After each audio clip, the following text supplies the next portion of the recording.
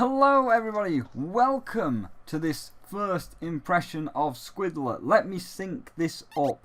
Game is going to be open now, and he is at the start screen, and he is still on the start jump, and he is going to read off the first line of dialogue basically to know where he is. So he's looking to the right, and then he's still looking to the right. He's explaining the intro to Squidllet, but I will also re-explain the intro because this is post-commentary because the audio decided to not record. Good job there. However, I can give you the lowdown in a minute. Please, past Spyro, just go to the right and talk to the mage man, which I would like to point out in a moment. So he's now looking to the left, and he is going to... Come on, past Spyro. It's harder to do post-commentary if you don't get a move on. Jump, shoot, jump, jump. Go on, please, past Spyro, what were you doing? I don't remember what I was doing from moments ago. I mean, it wasn't moments ago, it was quite a while ago now. But, please. Hi, Flip, I am the village Squizzard. Nice pun. Since my Squizzardy magic protects Blipston, I cannot go on adventures. So I have a quest for you. That castle yonder is the Super Spoopy. The last Squidlet we sent as a scout has not returned. You have been chosen to go next. Good luck, Squip, ever forwards. End.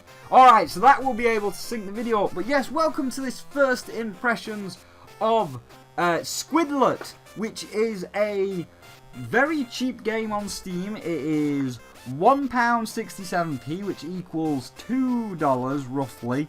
And it's a rather short game because it touts to be exactly like a Game Boy game of old. So basically everything looks and somewhat feels like a Game Boy game.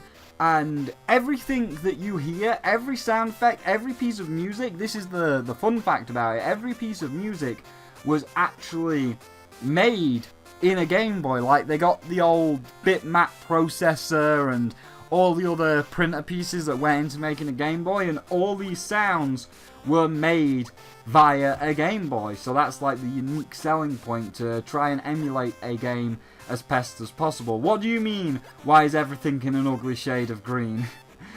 You're weird, Flip. Nice fourth wall break there. So yeah, it's basically a Game Boy game, and it does feel like a Game Boy game. It certainly looks the part. It obviously sounds the part.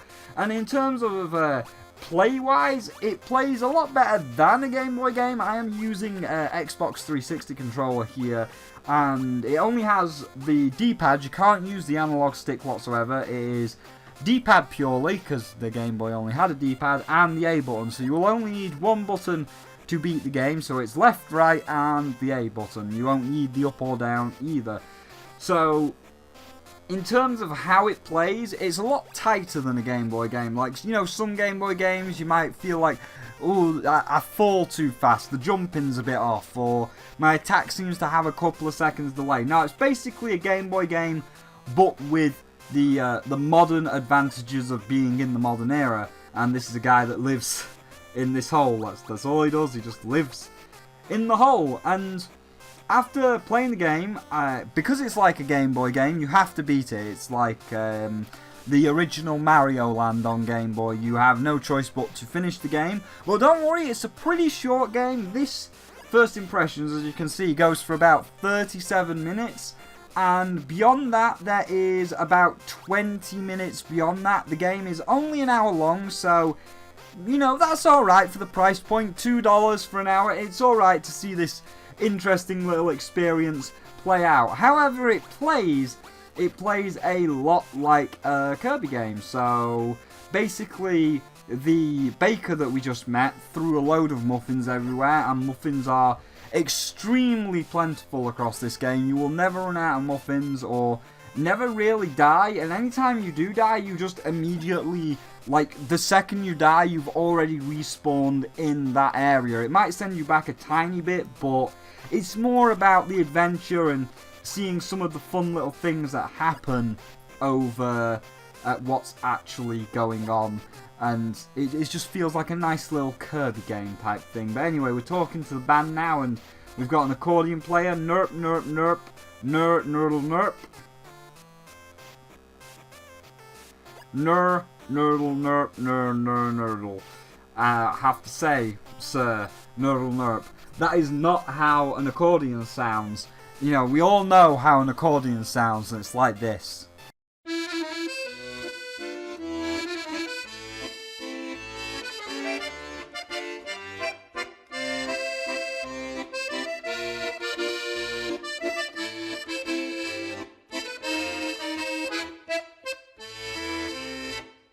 That should just be the soundtrack to this game. That should just be the soundtrack to every game. That's the soundtrack of the year. New Funky Mode? Forget New Funky Mode. When's he getting his own mode? When's he getting his own spin-off game? Anyway, we've got some cha-cha, pa-cha-cha-cha-cha, parappa the rapper, kick-kick punch, punch-punch kick. It's dangerous to venture outside of the Squizzard's protection. Did you get your muffins from the baker? I've heard they work. Like your HP, I don't know what that means, though, just because I'm just a Squidllet. It's alright, sir, I understand. I've already explained to the viewing audience about this, and then I got confused at this man's name because he's got the double dots over the U, so I thought he was Swedish. So yeah, we are on a quest to stop whatever spoops are going on inside the spooky castle by using our hero Squidllet, which, as many have pointed out, and I will as well, a squid is a creature with a elongated head and 2 elongated tentacles, whereas this fellow here has got a perfectly round head and 4, I'm going to assume there's 4 on the back of this sprite, but 8 perfectly long tentacles, so he is neither a Squidlet now nor a kiddlet now. He is in fact an octopus. They are in fact all octopus. It is a group of octopus or octopodes. But we will continue onwards and start inking some enemies like sea anemones, ladybugs and so on. It feels weird repeating everything I said to a degree.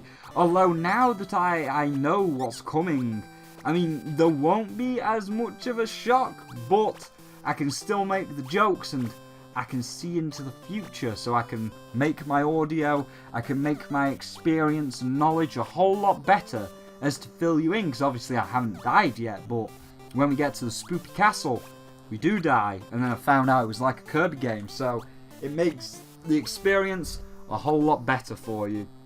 But anyway, we don't have to fight every enemy we see. It's like it's like a Game Boy game. We just pick and choose our battles. If we think we're going to die, we'll just walk past them. Why do we have to fight every enemy? It gives us no gain. It doesn't give us any extra kill count. It doesn't give us any extra HP because a Game Boy, it couldn't put all that in. But anyway, we're now outside of the Squizzard's protection and we are now moving into the cave where we have taken quite a bit of damage. So I need one of those delectable derp hooves muffins. And I'm not talking about the one she bakes. Oh! And then we've got a little shooty fireball guy. That's the first time we saw him. And we're going to see a lot of variations of him when we get to the Spoopy Castle, because they are the things that the Viking man said about the Oogaloos. They are the Oogaloos. You know, these are just like little sea anemones and stuff, but the actual robed insect-looking guys, they're the full Oogaloogs, and we'll be seeing a variety of them as we now approach the entrance to the Spooky Castle with this little thing. We got to go through a bit of a forest, but we will be here. And you see, there's a flying Oogaloog. He looks more like the other Oogaloogs, whereas this is just a little snail.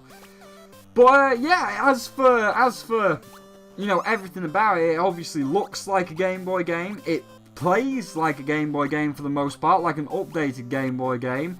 And it, of course, being made. I live on the outside of the Squizzard's protection to prove that I am hardcore. It's the Dark Souls of Squidlets. But yeah, it obviously in terms of how it plays, it looks like a Game Boy game. It sounds like a Game Boy game, obviously, because it was made with Game Boy parts. And for the most part, it plays like a Game Boy game, but a lot more of a tighter Game Boy game. And it's kind of weird playing it on Steam, because you'd feel like it's the kind of game that you wouldn't be playing on Steam. Like, I actually feel weird that I have bought this on Steam, because, and it's not a bad thing when I say this, but it feels like one of, you know, Joel or Vinny Vinesauce's NES madness, where it's like, okay guys, so I was on my bootleg site and I found some bootleg Game Boy games, like a twerking Simba, like Flintstones. I found some bootlegs. I found some good bootlegs, and this is what it feels like. It's like a Game Boy game that you've never heard of, that you'd find on some sort of back alley Russian bootleg stand, and it's like, Squidlet, I've never heard of this game. Are you sure this is a true game, Mr. Russian man? I'm sure as ever, stranger. So you wanna buy it, stranger? I think I will, mysterious Russian back alley man. Excellent purchase, stranger. I'll see you in a bit. So, yeah, it feels a bit weird playing this on Steam, like an actual launch Steam game. I feel like this should be on an emulator. I feel like I should be playing this on some kind of emulator and just emulating the game, but here it is on Steam. And again, that's not a bad thing, because that just means that they've captured that Game Boy feel perfectly to make me think it is deserving of being on some Game Boy emulator. And being said for that, that's kind of makes it the perfect little game for the Switch, because the Switch is a portable system, and this is like the perfect game to be portable, so it'd be right at home on the Switch. And we've just been given a quest to kill several little snails and other oogaloogs, but the main thing that we've got to kill are sharkpillars, which are caterpillars that are also sharks, because, you know, they are badass, like a Sharknado or a Shark on Fire. Adding a shark to anything makes it badass. So you know what you combine? You combine a shark with a caterpillar to make a sharkpillar. So we'll just continue to kill them, and they've got a helpful little counter up above saying that we need to kill 5 more insects, but mainly the sharkpillars, as there's some sharkpillar cocoons there. But we are nearly done, and then we will get the hovercraft to get to the spoopy castle a whole lot faster from the farmer, because the sharkpillars are eating all of his crops. There's another sharkpillar right down there, so there's only 2 left, and the other sharkpillar is up here. So we'll just get rid of this sharkpillar, and then we'll run down and take out the other sharkpillar that was on the ground. And there we go. We are ready to squid, and the farmer is happy with us as well. So don't worry, have fun on your hoverboard, and up we go. And oh no! We killed all of the sharkpillar's babies, so now we've got to fight the shark butterfly shark. Sharkfly, I think it was called. So here we go, and you don't have to tap the A button. They did give you the very nice thing of not wearing out your thumb by allowing you to hold down the A button. So that is a very nice added. It's not big, it's just a little touch, but it's a very nice little touch. And the shark butterfly is dead, so onwards we go to the spoopy castle to figure out what the spoopiness is all about, and why the spoopiness is happening, because it is too spooky 5 me. So there we go, too spooky 5 you, sorry. Halt! No one goes and sees Squit Squoot God Emperor's castle. And he also asked if you're a Squidlet, or no Squidlets are allowed to enter. So we told him we are a Squidlet, we're making too much sense, he can't handle it, so he's just going to let us in to the spoopy castle where there is spoopy ghosts. Spooky game! Exactly. Spooky ghosts. Well, you gotta say spoopy, sorry. It has to be spoopy because it's a spoopy castle, and it has been canonized that it's a spoopy castle. But yeah, at this point I'd pretty much gathered, I'd pretty much figured out the controls, well, I say the controls, figured out like the weight and movement of the Squidllet, and like, oh okay, I can't make that jump. That's why I was getting a little bit hit in the spooky castle, because this is kind of where I like figured out my weight and how much I could do the double jump via the little shot of ink that we're shooting out when we tap the A button again. And as you can see, now we're not getting hit, we're just moving on, no problems whatsoever, rather than before where we were getting hit by all these fireball guys and I was getting into the swing of things. I'm like, yeah, I'm in the swing of things now, so we should have no problem traversing the spooky castle. And then we find another one of the insect-like dudes as we start to see a different variety. Gee, I hope a Squidlet doesn't... I also was pressing the button rather slowly. Flinch my Selkie while I sleep. We should spray for them more often. But we will take his key. And then we will start opening the cells. Where we found a Squidlet burglar! You'll never take me alive! And off he goes. Dropping more of Derpy Hooves' delectable muffins. So we'll take one of them to fill our health up. We found another one of these guys. Oh, thank goodness. I promise to never forget to say God Emperor after Squit Squoot. God Emperor's name again. And our last guy is another one of these Oogaloos. Thank you for releasing me. Thank you for releasing me. I saw Emperor Squit Squoot brewing a dark magic potion, but I was discovered and she locked me in here. Which raises the question, why are you calling her Emperor? A female Emperor is an Empress. It's Goddess Empress Squit Squoot. Anyway, I swiped key, but it was not the one to my cell. Maybe it will open that gate over there. And indeed, it does. Down the gate goes, and deeper into the spooky castle we go, just kind of running from the guards and avoiding all of the spooky ghosts to make sure we can see Empress Squit Squoot herself, or as we now have established, Empress Squit Squoot herself. And there is a man here we can talk to, because if you can't ink him, you can talk to him. We need to go to the Royal Library.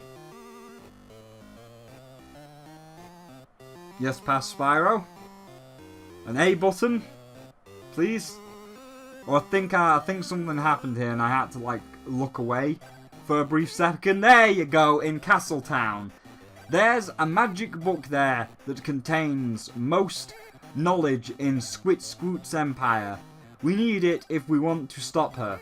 I'll meet you there. And so what I decided was that we fight a boss momentarily as we leave the spooky castle. And then I was like, okay, we'll get the magic book, and that's where the first impressions end.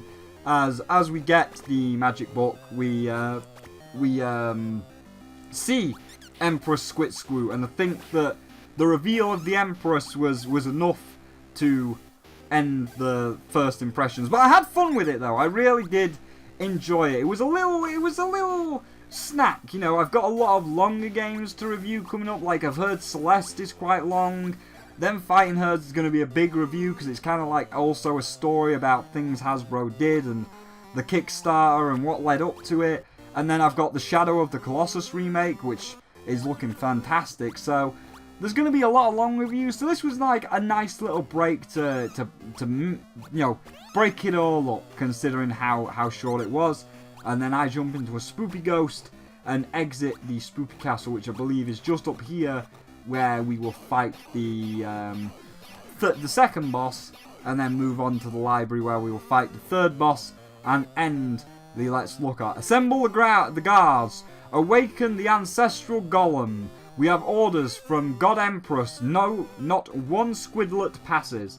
And then I thought I could shoot multiple ink, but I couldn't shoot multiple ink because I'm not that good at video games sometimes. But anyway, we exit out, and then, as the man said, we will be going through the door and fighting the ancestral golem, which I didn't realise was a golem at first, because I'm like, what's this thing? Oh no, that's the golem! Oh no! And I didn't quite understand how to beat him at first. Like, I saw him shooting that off, and I'm like, what am I supposed to do here? Like, the fire comes out, but it's having no effect. I don't seem to be doing damage. And then I damaged him once. See how I shook there? I'm like, right, I get it. I've got to wait for the Ancestral Golem to open up, release his fires, and then shoot in. Although I think it's one of those Chinese or Japanese soul shrines, because the little fires look like souls. So I think that's what it was supposed to be. We've killed God Empress Squid's souls, past lives, ancestors, whatever they're called. But we rescued this little bug from the dungeon. We're now in Castletown, and you want to hear about my garbage theory?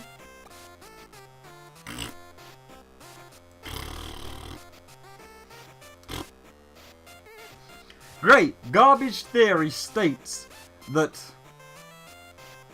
we live in an advanced civilization's garbage universe.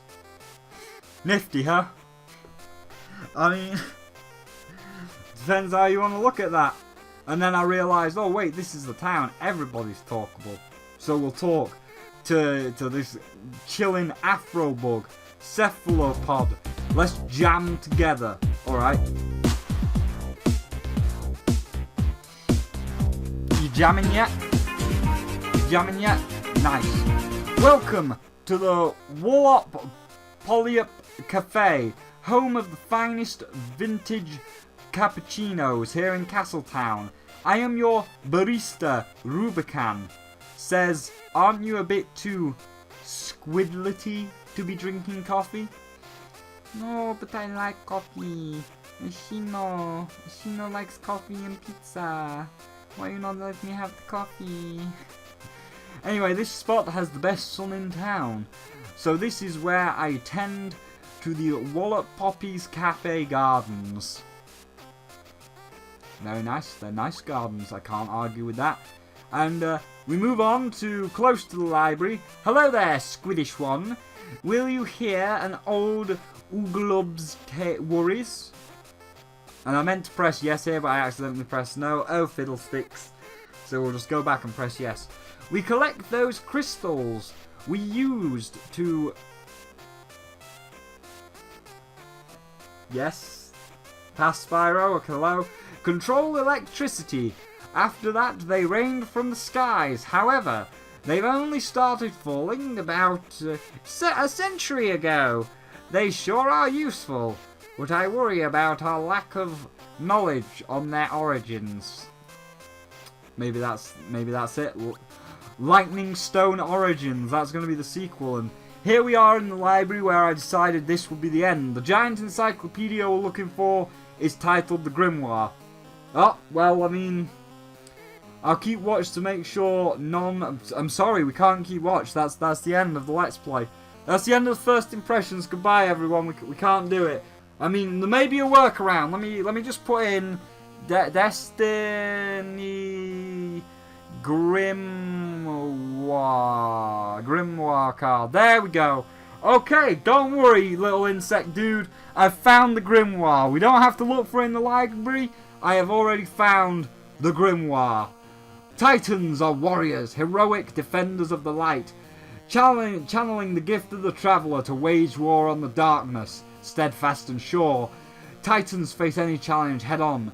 Blunt force is instrumental. Oh, sorry, we can't read any more down. Activision wants us to go to the Eververse and buy a key to unlock more of the Grimoire, so that's it. Alright, thank you for watching. I'm gonna get a drink. See you in a bit. I'm gonna over here now.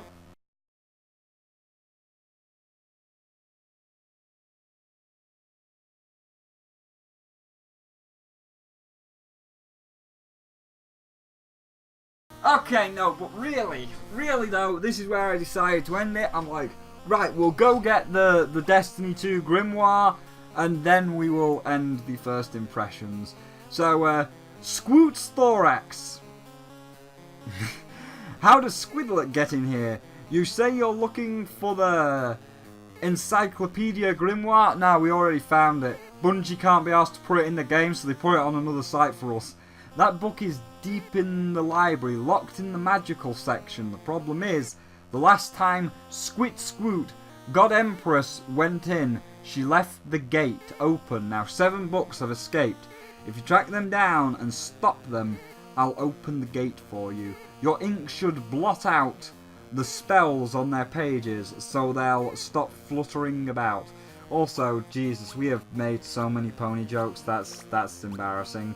That's actually kind of embarrassing, but I mean, what do you expect? It's a little kiddies game, so we've got to reference little kiddies show. But no, you're making it too easy. I mean, muffins, it's kind of obvious. Have we only actually, now that I think about it, the other one was not ponies, it was Cass, so maybe it's only 2.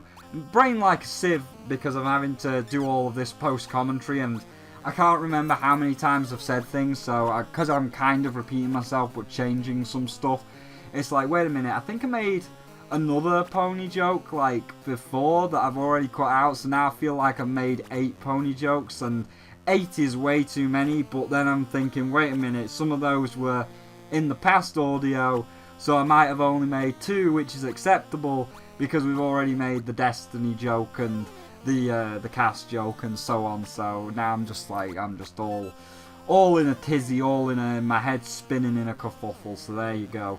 Anyway, as I found out from this guy, it is a maze, and I'm like, oh dear, it is a maze, so this definitely will be the end of the first impressions once we get through the maze, because the maze is probably going to take about 10 to 15 minutes to solve, which in the end it did, as I end up killing this book and going down, not finding anything downwards, so I go back up into the attic. I didn't find anything in the attic, so it's like, oh god, the remaining 3 books are somewhere in the middle of the maze, and when I realised the remaining 3 were in the middle of the maze, I'm like, right, yes, we are definitely going to end the first impressions after the middle of the maze, because this was a dead end. I'm like, right, okay, so I've been down here, and just watching this back now, there was a book to my right that I just completely missed, and I don't know how I didn't see that book to my right. But I grab another muffin, and we're just gonna continue on. And this is where I get up into the attic, and I think, yeah, I'm definitely on the right track here, despite there being no enemies, as the enemies don't respawn. Once the enemies are dead, they are dead forever, and I'm like, okay, well, that's going down, so that's not up, and we want to go up because there's no enemies, and I figured this out, that enemies don't respawn, so we gotta look for places where there's enemies. And then I get into the attic, and I'm like, yes, okay, attic, there's gonna be a magic book or 2 here in the attic, and I keep going across it, and this is actually just to help you get back to the beginning, and I'm like, wait, no, this is no longer the attic. Oh no, where is the books? And I'm like, no, they're somewhere in the middle of the library, they're somewhere in the middle of this mess, and I didn't know where in the middle of this mess they were, and I'm like, bollocks, because I'm like, well, they're not back up in the attic, but maybe I should go back into the attic, cross over and look on that side, because I just, brain got broken and I didn't know where to go. I'm like, oh, wait there's an enemy, and we found one, and there is a book. So where is the other book? Well, obviously it's to the right, and this was me fumbling around in the library trying to say, yeah, this is a definite place, and this is the attic, so what's the point of going here? But this was me fumbling around in the library maze for a while, and there you go. I also have to say I do enjoy the adorable little run that he does, where he like throws his tentacles forward and pulls himself forward. It's quite cute. Anyway, thank you. Here's the gate key. Be careful. Most books down there are chained to the shelves, but lately Grimoire has taken a liking to breaking their chains. Would you say he broke their chains of love?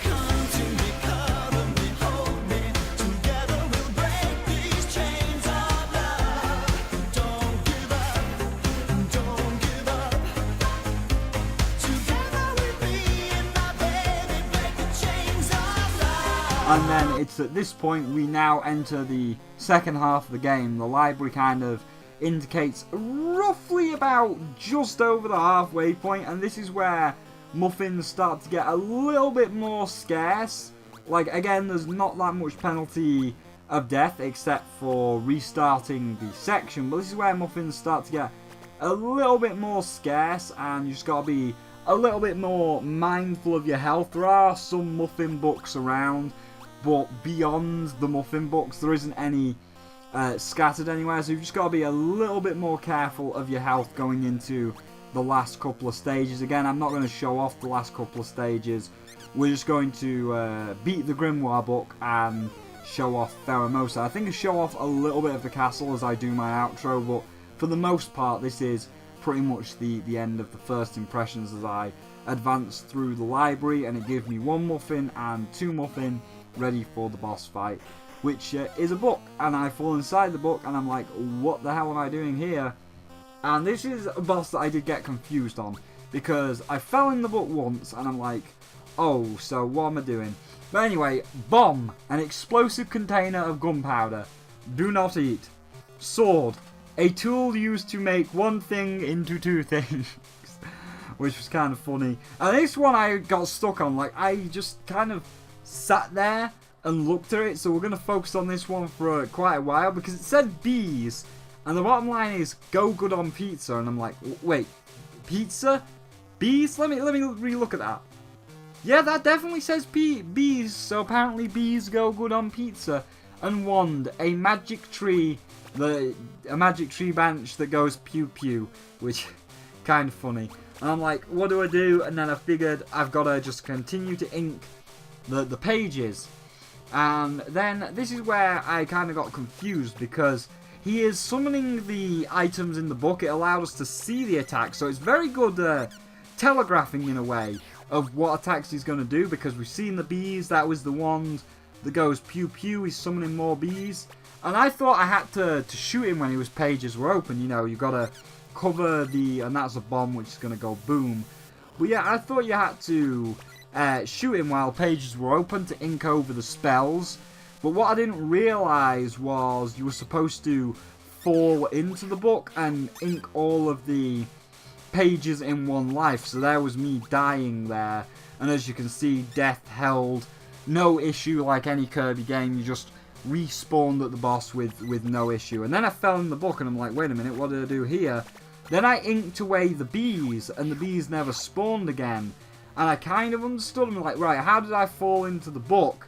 So I looked and I'm like, right, I didn't shoot it. What exactly did I do to fall into the book? And I meant to say I inked over the bomb, not the bees, so he never summons the bomb again.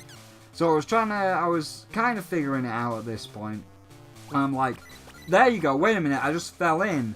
And then I saw the sword and I'm like, oh, I don't want to stop him from spawning the sword, despite him summoning the sword, and I could have prevented that damage. And I'm like, oh yeah, that was stupid of me. That was quite stupid of me. And then I'm like, do I just jump at it? And then I kind of figured it out at this point, because it's like, right, you don't just jump. Or sorry, you don't shoot at it. Jump. No, okay, that doesn't work. So I guess I do just fall in. So he comes down in a moment, and I just jump in. And there you go, I'm in. I'm like, oh. And then I did the smart thing and stopped him from summoning the sword, which immediately changed to a 1, so I guess my bad. But anyway, he comes down and I was like, yeah, up, there you go, that's how you do it. You just jump in and do it. So we'll stop him from summoning the bomb. Again, he was using the 1, so it would have been smart to stop him from summoning the item that he was currently summoning, because it does cancel it out. But Spyro, you know, doesn't think sometimes. His 4th incarnation brain don't work good sometimes, so he just decided to go from left to right rather than actually stopping the thing that got summoned. But then we've stopped all the spells, and at that point it's just a case of inking him when he flies down, as he just does a nice little 8-way pattern. So I do that, and then we end basically. But it was a nice little game, and for £2 I think it's worth it. I do think it's worth going on a little adventure. Marvellous, you found the book. Garbage theory. Come on. Aha! Here's the recipe for the potion that Squidlet's brewing. It says here that once completed, it will erupt and cover the skies in a dark, protective shell. I don't get it. Why do this? Ooh, darkness. Well, she is nocturnal. Maybe. The sun bugs her. Either way, this will blot out all light. Crops will wither. We must stop her. Ah, here we go. Squidllet ink. We'll sabotage it. Great. That stuff is more or less continuously made from you. Let's get into Squid's alchemy lab. And, you know, as much as I hate to do it, oh, here she is. And remember, not a single Squidlet enters my keep. I, Squid, goddess, god empress, commanded. And, you know, she looks a lot like Pheromosa, or the mosquito girl from, I'd say more Pheromosa with that big cape shell hair thing. I don't know what it is. So, yeah, that's Pheromosa right there. And as much as I hate to say it, because she wants to create night eternal, you know. See the moon is rising. She has come to claim the heavens for her own. And all will know the wonders of my dark and jeweled sky, when all the world is wrapped in an eternal lullaby. So say goodnight at this, the final setting of the sun. Tomorrow dawns in darkness, the night time has begun. Yeah, I mean, we already did it in the Fae review, but we had to do it again because she wants to create Night Eternal. Anyway, I was told to be on the lookout for squidlets. I think that's actually where I put the joke. Something called a squidlet. Are you a squidlet? No? Okay then. You will tell me if you see one. I will, sir. I will. And here we are in Pheromosa's alchemy lab. And I'm like, oh, there you go. I've done it. So this is where the first impressions ends. I'll let you all go if you truly do wish to play the game. I will let you all go through Pheromosa's castle for your own and see why exactly Pheromosa wants to follow in Nightmare Moon's footsteps and create Night Eternal. And of course see the boss fight and everything inside of Pheromosa's lair for yourself as she tries to create the Ultra Wormhole. I just had a quick look round while I was doing the outro here. I was like, okay, let's just have a look at all the elements, because I want to record the rest of the game for the review, and of course I did record the rest of the game for the review. I recorded the ending, so that's a little bit of post commentary magic. You do know that I have defeated Pheromosa and I've seen the ending, and it was quite an interesting ending. I won't say what it was, so I just kind of had a look around at all the elements, and I'm like, right, well, I'm going to go on and finish this here, because I've heard that it's only about an hour long, and we're 40 minutes in, so probably another couple of stages left to go, like another couple of 20-minute stages, so then it'll be done, so I'll just keep going. So I had a little bit of a look around, I saw my puzzle elements, and I'm like, wait a minute, this guy, he's on the lower level, he was up here. If I stand down there, will he follow me? And indeed, he would. And there he goes, and here he is chasing me, and it's like, I get you to stand on the button. He is an actual genius. While Spyro Brain not works sometimes, he's an actual genius at that moment in time. And we go up to the next floor, where it's like the Wario Mario Land 26 gold coins in Wario's castle, where there's those fists that are constantly trying to get you. I'm like, right, hold on a minute, how do I do this one? And I'm like, I've got to bring the little goopy man all the way up here. I've got to get him to jump across those rocks and stuff. Oh, I get it. I understand. And then I got hit a load of times where it's like, I understand, so I'll have to do that, and that'll take too long. And again, I don't want to spoil the rest of Pheromosa's lair, so I'll just leave you to it. So that's kind of where I ended, going and looking around this area for the puzzle. So that is the first impressions of Squidlet. So thank you all for watching this first impressions. If you did indeed enjoy it, do please feel free to leave a like, it does help out.